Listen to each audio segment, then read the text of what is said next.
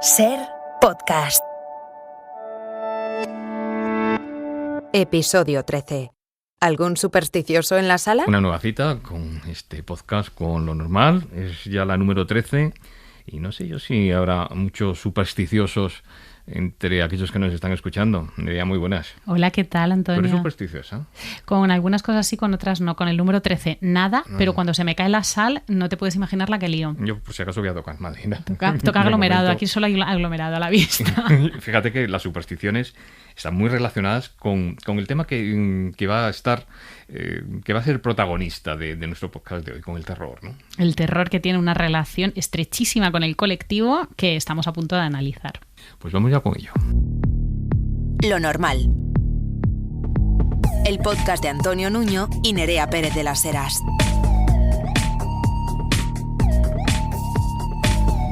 Un podcast normal.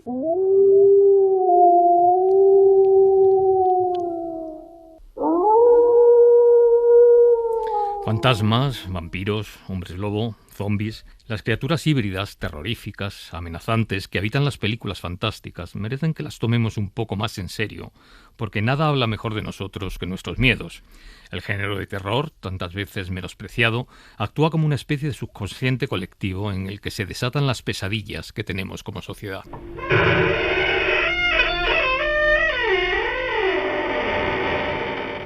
Sirede Fez es crítica cinematográfica y autora del libro Reinas del Grito, un viaje por los miedos femeninos, en el que conecta obras clásicas del género con sus propias inquietudes y las que compartimos las mujeres a nivel estructural. ¿Pueden las películas de miedo decir más sobre el sentir de cada momento que los relatos más realistas? Totalmente, estoy convencida de que el cine de terror es probablemente el género que mejor captura el momento, o sea, que tiene esa habilidad que incluso en propuestas que no hablan directamente de nada, o sea, que no están ambientadas en momentos históricos concretos o que no hablan de situaciones concretas, tiene ese don quizá porque es un género como muy visceral y muy intuitivo y que un poco nos pone al límite, ¿no?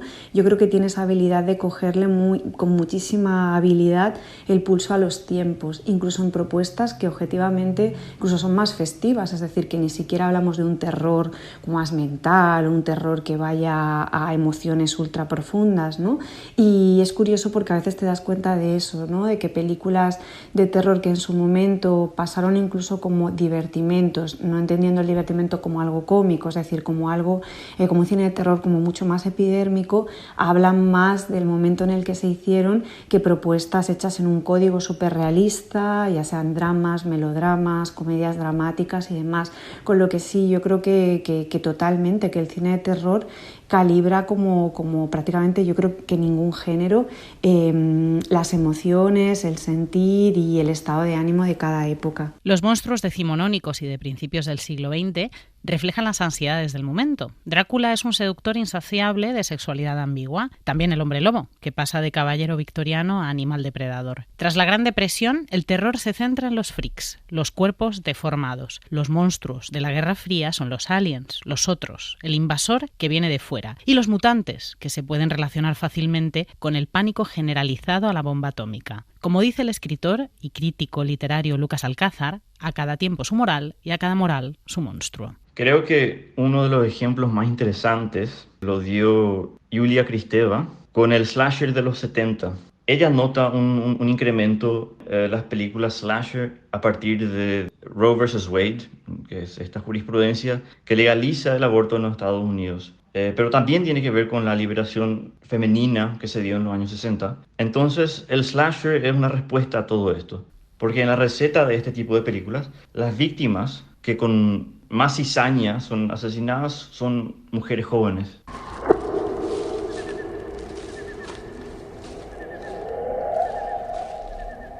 El monstruo queda perfilado por lo que la norma de cada época teme y penaliza. Por lo tanto, es evidente que los monstruos y la comunidad LGTBI tenemos en común algo más que los armarios. Siempre hubo una conexión entre el género de terror y la heterodisidencia. Es obvio, el gay, la lesbiana, el queer, fueron siempre personas en las márgenes, desde la margen donde uno construye el monstruo. Las instancias no son tan sutiles. Por ejemplo, en Camila, que es la contraparte femenina del conde Drácula, es una vampira explícitamente lésbica. El conde Drácula es varias veces caracterizado como un ser sexualmente ambiguo también. Lo que hay que entender es que el monstruo, como concepto, es todo lo que amenaza una normalidad, ¿verdad? Es el muerto en el mundo de los vivos, la niña que no es tan inocente, ¿verdad? Linda Blair en El Exorcista, el monstruo que quiere ser monstruo, que es la diferencia entre Frankenstein y Pinocho, ¿verdad? Que son básicamente el mismo personaje.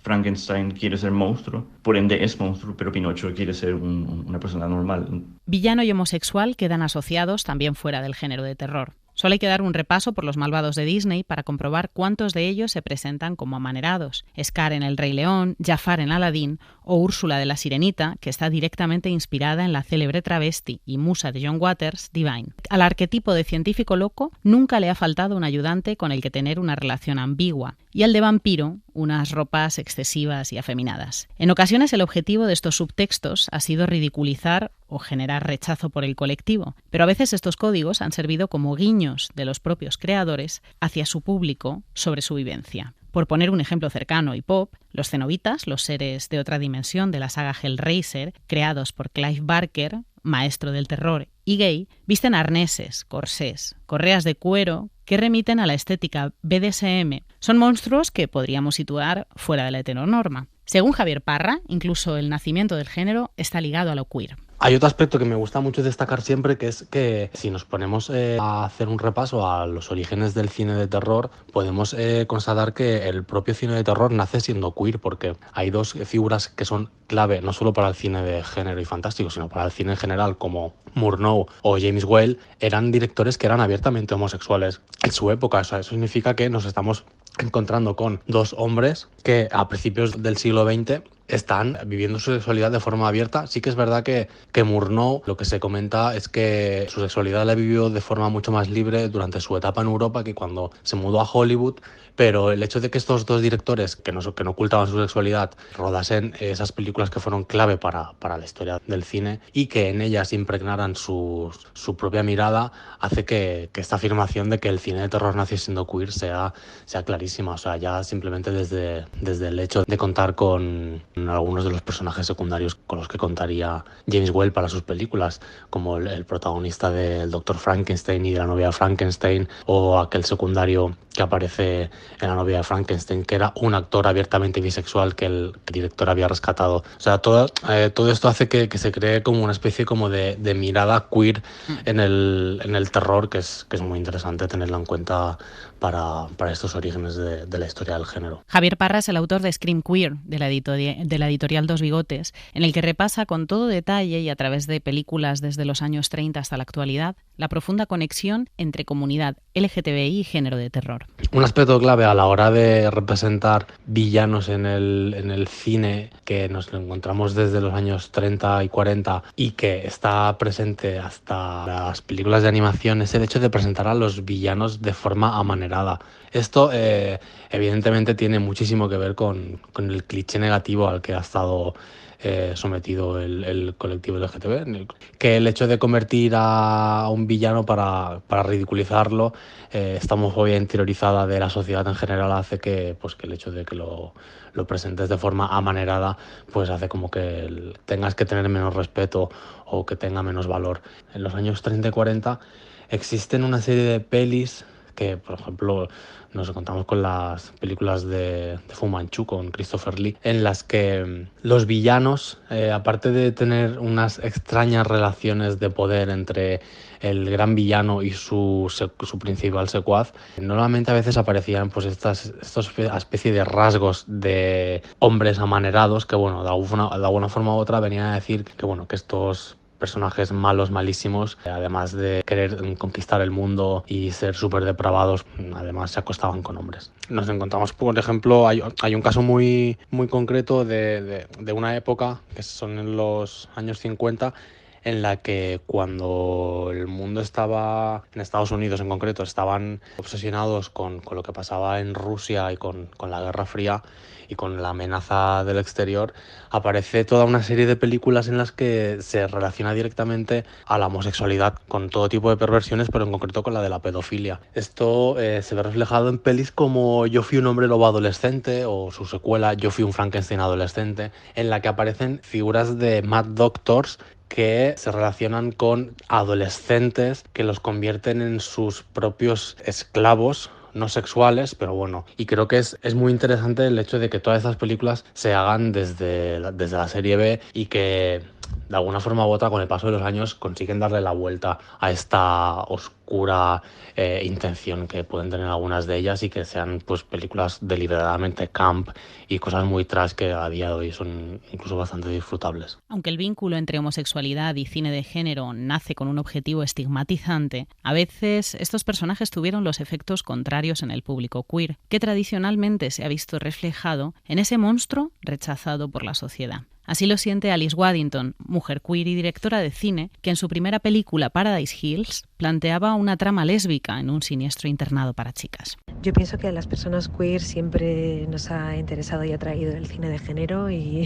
siempre lo hemos visto con los amigues, precisamente porque vemos la noción de monstruosidad que históricamente se nos ha lanzado reinterpretada de una forma que te guiña completamente un ojo y que es absolutamente simpática con la diferencia y la idea de lo que está marginalizado y lo que se encuentra en la oscuridad, ¿no? En la película El Ansia, de 1983, Catherine Deneuve, una vampira que va danzando por el mundo y acumulando parejas desde el antiguo Egipto, seduce a una hematóloga interpretada por Susan Sarandon. La propia Susan Sarandon relataba en Celuloide Oculto que la idea de que las dos protagonistas comenzaran a besarse cuando su camisa se mancha por accidente y se la tiene que quitar fue suya. Los guionistas proponían que su personaje hubiera bebido de más antes del encuentro. Una idea que a Sarandon le pareció absurda y a la que contestó: no hace falta estar borracha para querer acostarse con Catherine Deneuve.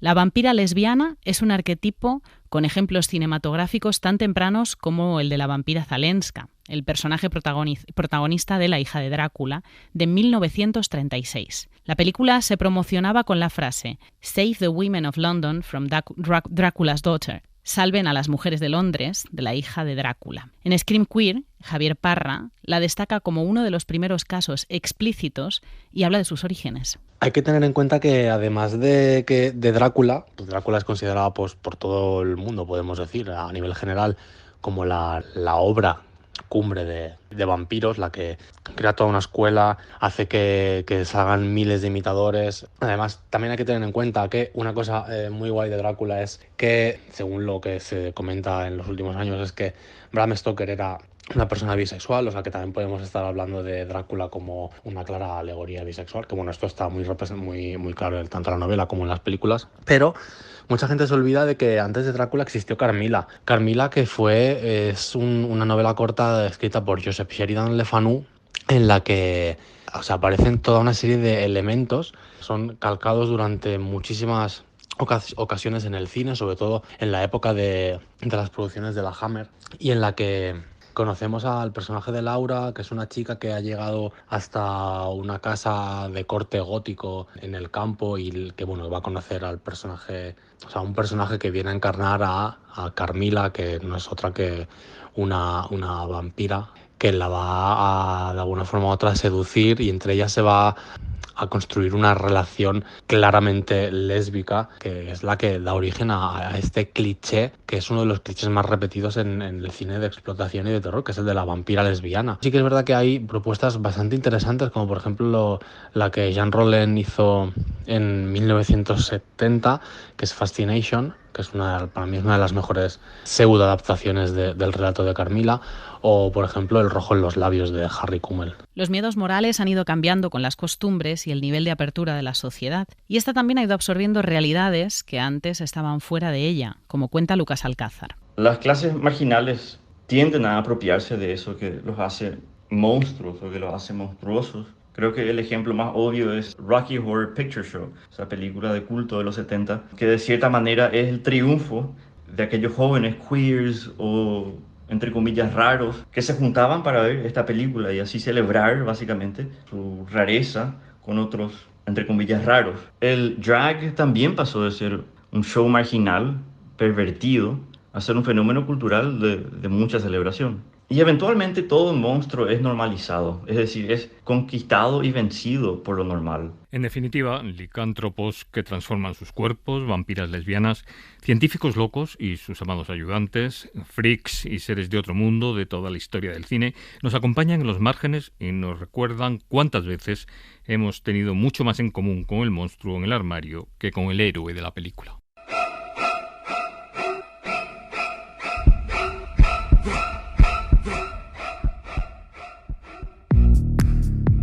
Lo normal.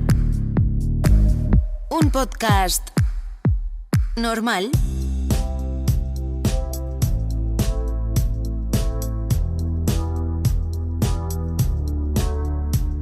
Camila Sosa es argentina, es escritora y actriz transgénero de teatro, cine y televisión.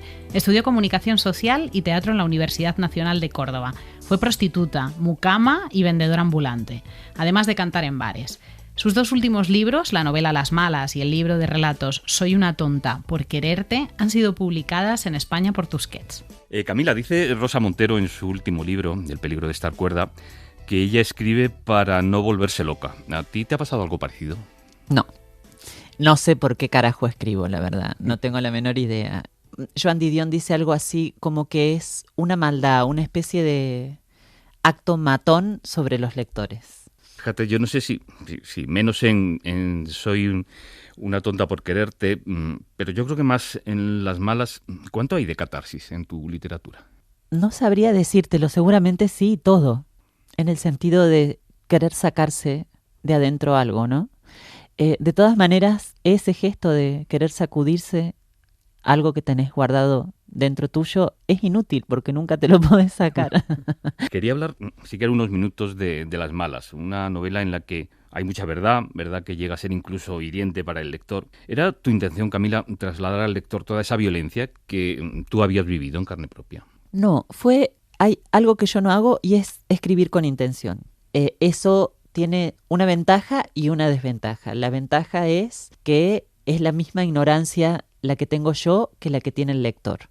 La desventaja es que técnicamente, es un peligro no tomar nota.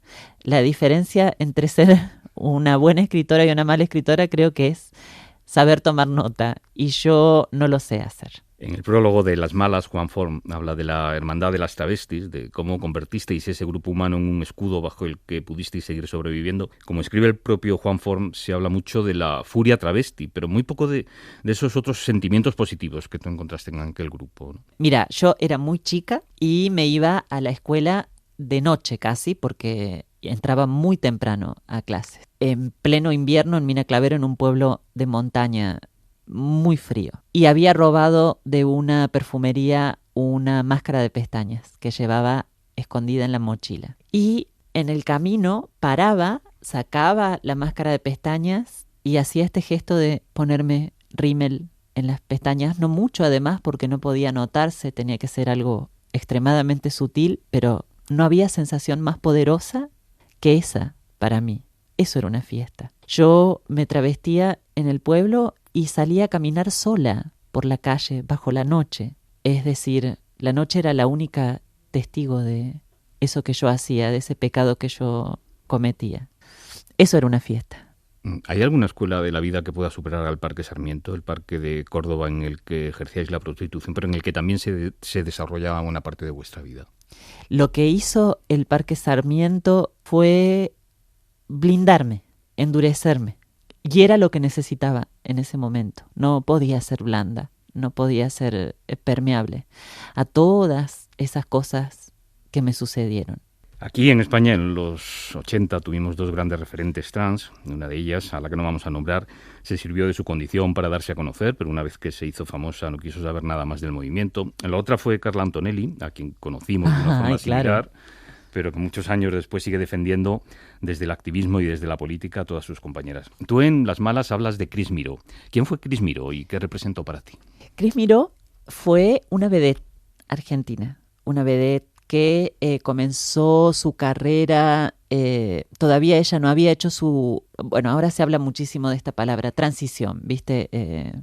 Ella todavía no había transicionado cuando comenzó a aparecer en los medios. Era una travesti jovencísima, creo que tenía 25 años. Muy guapa, muy espectacular, educada, llamativa. Estudiaba odontología, además estaba a punto de recibirse de odontóloga. Y empezó a convocar público a las revistas en las que ella bailaba. No tenía mucho talento para actuar ni para bailar, pero era tan elegante que con solo verla caminar por el escenario la gente enloquecía. Hay rumores de que uno de los ídolos más importantes del fútbol mundial tuvo un romance con ella que lo volvió loco y murió de SIDA porque, bueno, en esa época los tratamientos antirretrovirales eran muy crueles. Ella además no tenía conducta y murió muy jovencita y enferma. En el primer relato de Soy una tonta por quererte enlazas con la historia en primera persona que contabas en Las Malas. Es un a modo de prólogo en el que nos transmites que ahí sigue Camila Sosa, pero que hay mucho más. Yo escribí ese cuento al final del libro, ¿sabes? Cuando ya estaba casi todo el libro escrito. Empecé a escribir, me parecía muy linda la imagen de ese matrimonio cruzando el desierto para hacer una promesa, una santa popular, no una santa católica. La difunta Correa. Exactamente. Me parecía muy bonito que ellos hicieran ese viaje en ese auto, con lo que se encontraron en el desierto, y después contar la historia de ella, que me resulta además fascinante. La historia de la difunta Correa, ahora que hablamos de violencia de género, ahora que hablamos sobre la persecución a las mujeres, ella escapa y muere de sed en el desierto de un violador, con su hijo en brazos. Y en algún momento, mientras escribí el cuento, dije, ¿por qué me escondo detrás? Y ¿sabes qué fue? Que Las Malas se tomó como un texto autobiográfico. Y ese texto autobiográfico, además, fue menospreciado por mis colegas escritores. Porque, bueno, se ve que la autobiografía o la autoficción, que se dice ahora, es un género menor para los grandes escritores mayores que son mis colegas, ¿no? Entonces yo intentaba disfrazarme ahí adentro de ese cuento y finalmente dije, no se puede hacer eso, es sobre mi historia. He leído en alguna parte que a los 12 años habías leído 100 años de soledad y me pregunto si la machi, la mujer pájaro, los hombres sin cabeza o la adolescente con 6 tetas no tienen algo mucho que ver con aquella lectura. No podría saberlo, pero también leí a Ursula Le Guin, también leí a Stephen King, también leí a Clarice Lispector. Aparecían criaturas así. Yo tengo una teoría que es que tiene que ver con los narcóticos. Cuando yo era muy joven y estaba en el parque o iba a los boliches gays a bailar, estaba generalmente bajo la influencia de alguna droga alucinógena, o con whisky ribotril, o con aspirando Poxirran, esas cosas que hacíamos también para endurecernos. Entonces mi percepción siempre fue distorsionada sobre las travestis, ¿sabes? Las veía realmente como seres de otro planeta. Déjame que destaque entre todos los relatos de Soy una tonta por quererte, el que da título al libro, que tiene Billie Holiday, que no solo sus canciones, sino también su propia biografía enamoran a quien las conoce. Su talento, su voz, sobre todo su voz, lo que ella puede transmitir cuando canta canciones. Se hizo muy conocida por Strange Fruit, Fruta Extraña. Que muy poca gente sabe cuál es el verdadero sentido de sí, esa canción, ¿no? La escribió un compositor judío hablando sobre los linchamientos a los negros en Estados Unidos. Y ella, además, tenía un padre que lo habían dejado morir de hospital en hospital porque no lo querían atender porque era negro. Ella tenía que cantar en hoteles y la hacían subir por el montacargas porque no podían verla dentro del hotel los clientes porque era negra, la policía la perseguía porque era negra. Entonces ella cantó esa canción con muchísimo sentimiento y lloraba cuando cantaba la canción. Hay una leyenda lésbica en torno a Billie Holiday, a la actriz Tallulah Bankhead, y tú has decidido incluir a Tallulah como personaje secundario de ese relato, ¿no? Sí. Se dice que estaba loca de amor por Billie. No debe haber sido la única. Otro de los relatos, el penúltimo, tiene como escenario la conquista de México y como protagonista a Cotita de la Encarnación. ¿Quién fue Cotita? Cotita de la Encarnación fue la primer travesti quemada por la Inquisición en México. en el siglo XVII. Los conquistadores llegaron a América y establecieron algo que se llamaba pecado nefando, cuando se encontraron con la diversidad que había en las poblaciones latinoamericanas antes de la colonia, es decir, las poblaciones precolombinas. No teníamos la idea de la heterosexualidad, de la homosexualidad, incluso, bueno, la machi, por ejemplo, de las malas, que vuelve a aparecer en Soy una tonta por quererte. Las machis eran travestis, y cuando los conquistadores se encontraron con ellas dijeron, como son hombres pero usan falda y llevan el pelo a la manera que lo llevan las mujeres y se sientan en el suelo como se sientan las mujeres, hay que matarlas. Entonces las tiraban a los perros para que se las coman. A Cotita de la Encarnación le hicieron lo mismo, además la traicionó una amiga, es decir, la mujer con la que ella lavaba la ropa, ella se ganaba la vida como lavandera, la traiciona y la denuncia porque la había visto haciendo el amor con un hombre. Y a mí me traicionó una amiga en la secundaria. Yo escribía, viste que yo en El viaje inútil digo algo así como que la primera vez que me travestí fue a través de la escritura, una cosa así. Yo escribía una novela que se llamaba Soledad, donde un adolescente se enamoraba perdidamente de su profesor de gimnasia. Y eso era algo que me estaba pasando a mí. Yo tenía 13 años. Yo no le había contado a nadie que estaba enamorada de mi profesor de gimnasia, salvo a una amiga. Y le di a leer ese manuscrito que yo tenía, que deben haber sido 20 páginas, 15 páginas, escritas a mano en hojas de carpeta, con una virome azul. Y ella se los mostró a sus padres y se lo contó a todo el colegio. Entonces se inició una persecución alrededor mío por ese secreto que yo había compartido con ella. Es decir, que me sacaron del closet por una traición. Pues Camila Sosa, muchas gracias por habernos regalado esto. Gracias.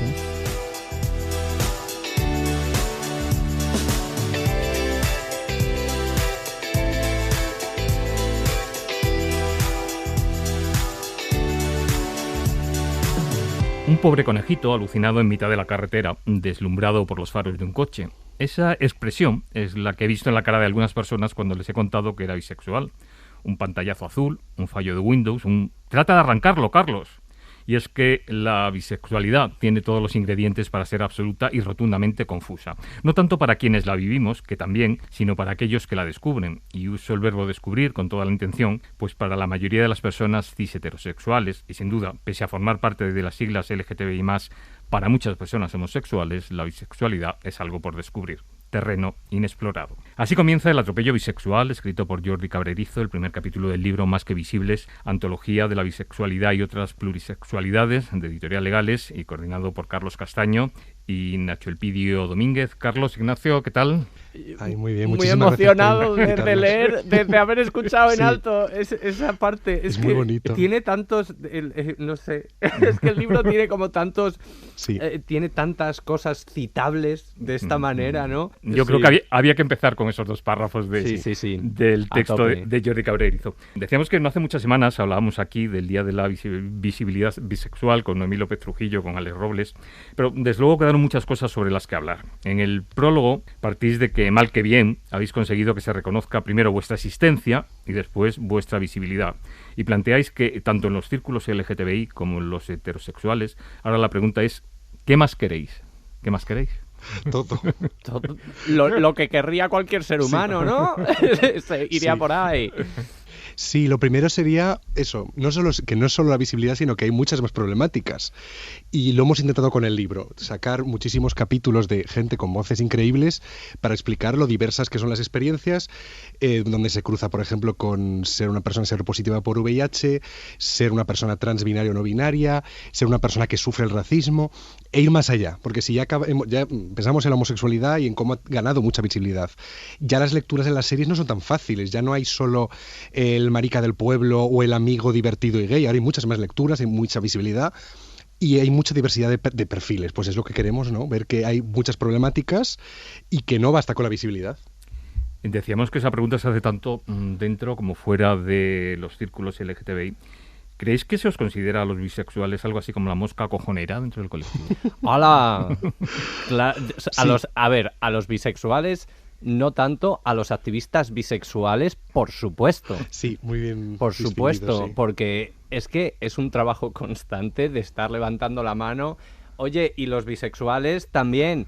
Creo que no está de más comenzar aclarando algún que otro término, eso lo hacéis también al comienzo del libro, en el prólogo. En primer lugar, ¿de qué hablamos cuando hablamos de monosexismo? Toma, pues monosexismo sería el sistema, o sea, igual que ya se ha hecho cada vez un poquito más habitual hablar de heterosexismo, sería el sistema que nos lleva, o que lleva a la inmensa mayoría, a buscar o a acomodarse a una orientación sexual hacia un sexo género, sí. Entonces es como el sistema, es esa voz que hay como al final de la memoria, de la cabeza, cuando tú dices a alguien soy bisexual, y que te salte alguna pregunta de ¿pero lo tienes claro? ¿O lo has probado? O sea, es la duda constante. Yo diría que es una inercia cultural, porque es cultural, que hace poner en duda todo el rato la posibilidad de orientación sexual hacia más de un género. Vamos a hacer ahora alguna aclaración, porque puede que muchos lo sepan, pero puede que haya gente que, como bien decíais antes, se sigan planteando las dudas. A ver, vamos a diferenciar entre bisexualidad, pansexualidad y plurisexualidad. El melón, que de hecho es que la portada del libro tiene melón por algo. Sí. Pues yo diría que depende mucho del uso. Y se ha visto una evolución. Hace 6 años, por ejemplo, esto era una batalla campal y la división entre bisexualidad y pansexualidad, yo creo que incluso rompía amistades, a lo mejor, pero yo creo que ahora, al menos en el Estado español, no es tanto, y yo creo que depende mucho del uso. Plurisexualidades sería más amplio, simplemente, pues por etimología diríamos que es eso, una orientación sexual hacia más de un sexo género. Bisexualidad sería el término histórico, pues que viene desde que más o menos lo acuñó Freud, y pansexualidad sería un término hecho como reacción, porque había gente que veía bisexualidad por etimología muy binario, porque evidentemente pues Freud en su época dijo bi. Entonces que la etimología pues tiene sus límites. Sí, además es lo que yo digo, aparecen de repente filólogos clásicos de debajo de las piedras. Dicen, no, es que bi es 2, no, es que pan es todo, entonces pan es más inclusivo. Bueno, no tiene por qué, de hecho es puntualizando y añadiendo a lo que ha dicho Nacho, pansexualidad, pues hay quien lo entiende como independientemente del género. Darko de Cimavilla, que escribe un artículo sobre este tema, ella lo ve como esto es la atracción afectiva, sexual, etcétera, independientemente del género. Son como que no ven el género. Os quejáis de que se suele definir la bisexualidad desde la negación. No somos, no estamos, y no desde la afirmación. Esto pasa muchísimo y es porque históricamente se ha planteado el activismo bisexual, pues muchas veces se hace en contraposición a los estigmas que sufrimos, y sufrimos muchísimos estigmas a raíz de los estereotipos que hay asociados a la bisexualidad, que son muchísimos, ¿no? Entonces, claro, ves, bisexuales, ¿qué no somos? No estamos confusos, no somos promiscuos, no somos tal. Y esto es una de las muchas reflexiones que el activismo bisexual lleva haciendo quizá décadas, y parece en las redes sociales que es nuevo, y estos llevan mucho tiempo hablándose, ¿vale? Pero es una forma muy limitante de hablar de nosotras y de definir nuestras experiencias, el decir no somos.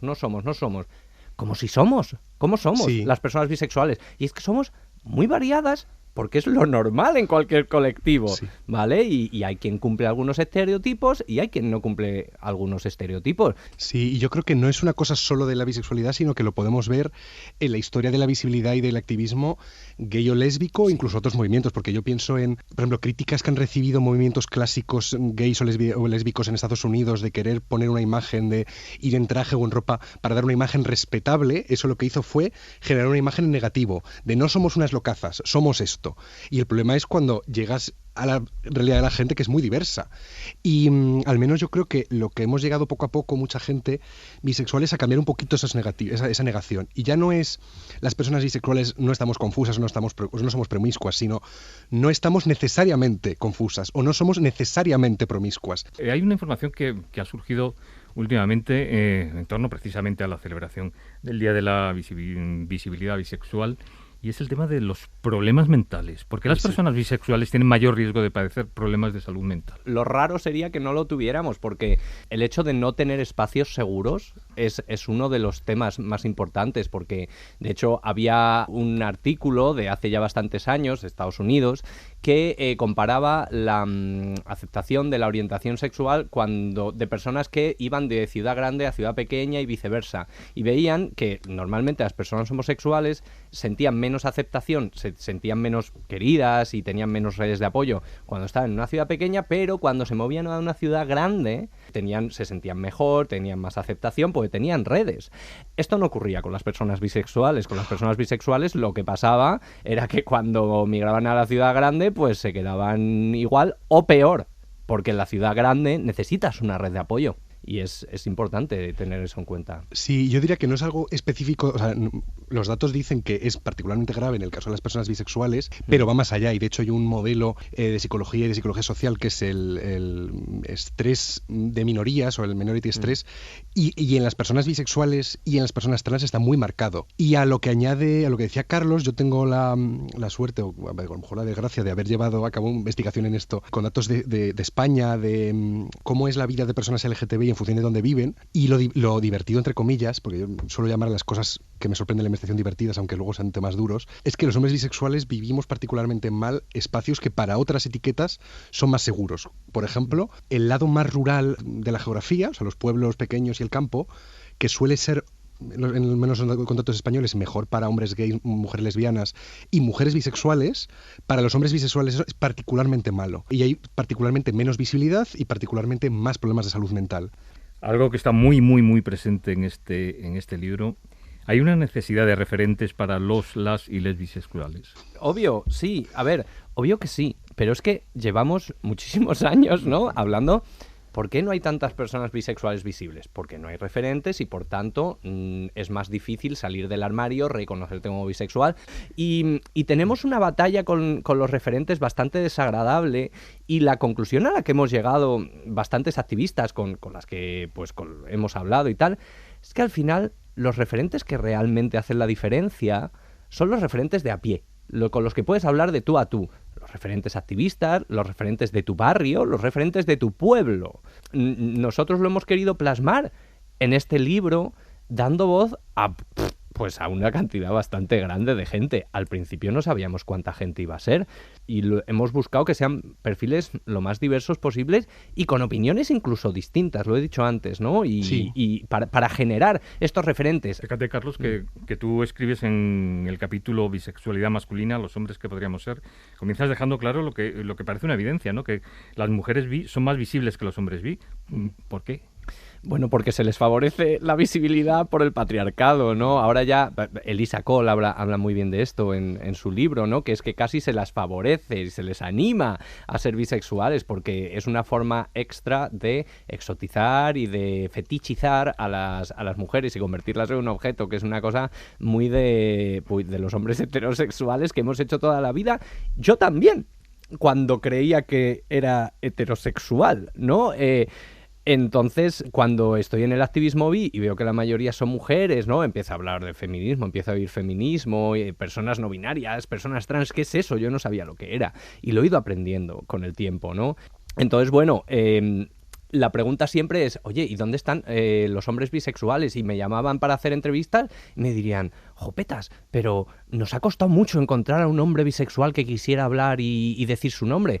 ¿Eso quiere decir que los hombres bisexuales están más discriminados que las mujeres bisexuales? Y la lectura no es ni mucho menos tan sencilla. Muchas veces yo creo que en mis entrevistas había dado la impresión de que los hombres bisexuales, incluso por no tener tampoco yo discurso ni herramientas, estábamos más discriminados que las mujeres bisexuales por el hecho de ser menos visibles, pero cuando te pones a leer y a estudiar, no tanto en el libro, sino en el activismo que haces, llegas a otra conclusión menos obvia, ¿no? Y menos sencilla, que es lo que he intentado plasmar en este texto, que me da un poco de miedo. Hablabas ahora de lo que has aprendido a lo largo de estos años, pero escribes también sobre la importancia de desaprender la masculinidad hegemónica. ¿Cómo se desaprende eso? Este texto al principio se llamaba Podría haber sido incel, pero afortunadamente fui bisexual.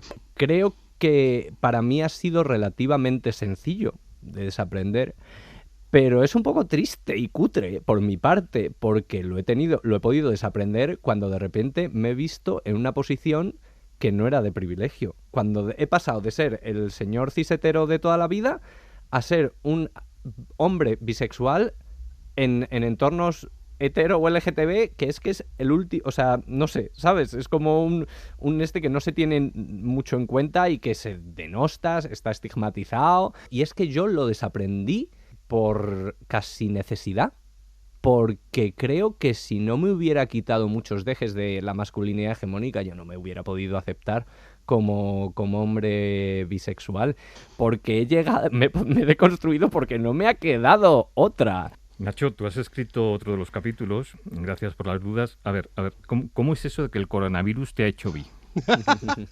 Ya, es que me salió eso como forma divertida de decirlo, pero yo qué sé, fueron los meses de estar ahí, porque yo vivía en ese momento y vivo solo, de estar solo y de pensar. Me vino bien el momento del coronavirus, de pensar mucho, pensé muchísimas cosas, no solo en eso, y ahí fue como el momento en el que ya decidí tomar una decisión no recuerdo en qué contexto, pero dije un día, a ver, gay no eres. Pero estaban ahí las dudas poco a poco, solo que no las había dado importancia o no me había puesto ante el espejo, y lo que me dio el coronavirus fue obligarme a ponerme ante el espejo.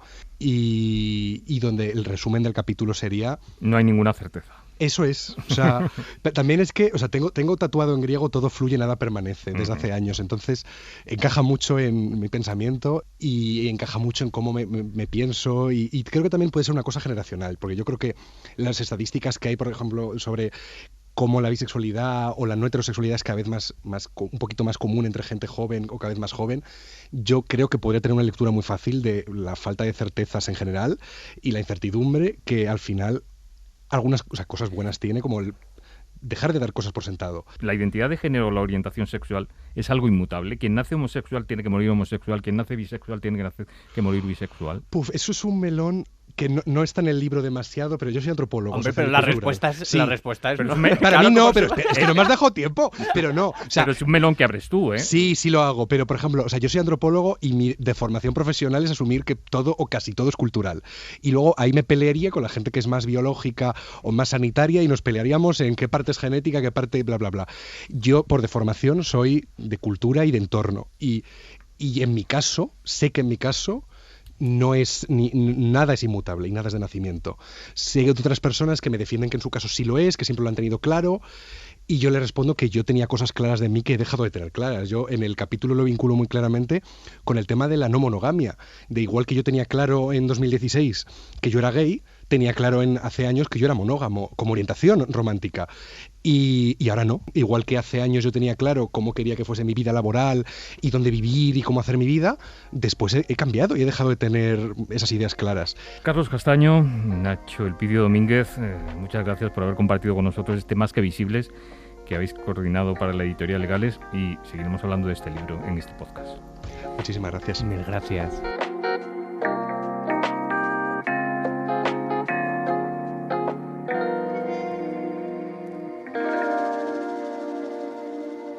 Las palabras son un bien. Las palabras son un espejo, una caricia entre los dedos, un pulso que domina el aire y un eco que nos repite lo que puede ser que nunca sea. Así se presenta Elvira Sastre en su página web. Nosotros añadiríamos que las palabras son un lujo cuando quien las moldea y les da forma es Elvira Sastre. Ella afirma nuestra columna de hoy. Últimamente paso mucho tiempo pensando en la nostalgia. Para mí es un espacio físico, con paredes, puertas y ventanas. Se parece a una casa en lo alto de una montaña por donde cruza un río, brincan algunos animales, solo se escucha el silencio de la noche. Me gusta la nostalgia porque me entusiasma la idea de tener un lugar propio al que ir o al que volver, según venga la dirección del viento.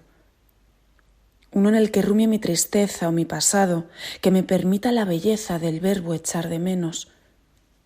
Sin embargo, me asusta la nostalgia mal gestionada, esa que desarrollan fanáticos sin escrúpulos, que los lleva a anhelar momentos pasados, ideologías de otros tiempos opacos, oscuros, épocas que vanaglorian en nombre de algo que no existe.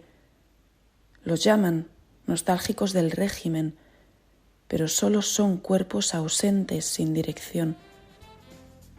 Uno solo puede desear volver a lo que ha amado, pero nunca traerlo de vuelta.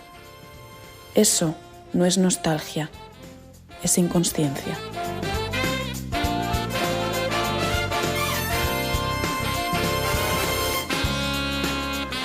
Qué lujo, Elvira Sastre, ¿verdad, Nerea? Qué maravilla, qué prosodia tiene. ¿Te quedarías escuchándola? Sí, fíjate que ha sido poco más de un minuto que ha habido ahí prácticamente pues toda una historia, toda la historia que nos ha contado a través de esa palabra, de la palabra nostalgia, esa palabra que últimamente está siendo tan mal utilizada por algunos y que tanto se están manipulando para hacernos llegar a algunas conclusiones, para hacernos querer entender algunas cosas que no son precisamente como se plantearon en su momento, ¿no? En absoluto, la nostalgia puede ser buena o siniestra dependiendo de qué tenga uno nostalgia. Bueno, pues nosotros siempre vamos a elegir la nostalgia buena, vamos a quedarnos como siempre con lo positivo de las cosas y parte de esa positividad es agradecer a quienes están habitualmente con nosotros, a quienes hacen lo normal con nosotros. En este caso tenemos que agradecer que hayan estado aquí Alex Fernández y Juan Carlos Ingelmo. Pues será hasta dentro de 2 semanas, ¿no? Hasta dentro de 2 semanas. Lo normal es una producción de Ser Podcast. Dirección y presentación, Antonio Nuño y Nerea Pérez de las Heras. Guión y producción, Tony Cuart. Realización, Néstor Sandoval. Para no perderte ningún episodio, síguenos en la aplicación o la web de la SER, Podium Podcast o tu plataforma de audio favorita.